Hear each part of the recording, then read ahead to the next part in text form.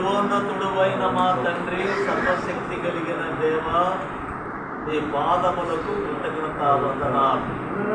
నీ శక్తిని, నీ బలమును, నీ ప్రభావమును చూడవలనని ఆశపడి ఈ మందిరములోకి వచ్చిన ప్రతి ఒక్కరికి మిమ్మల్ని మీరు ప్రత్యక్షపరుచుకుని వారి ప్రతి అవసరతను మీరు తీర్చి సహాయం చేసి మహిమ పొందమని ప్రార్థిస్తున్నారు.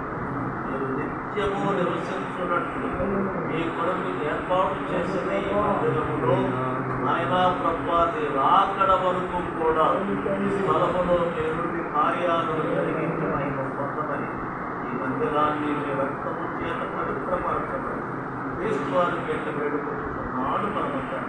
ఆమేన్.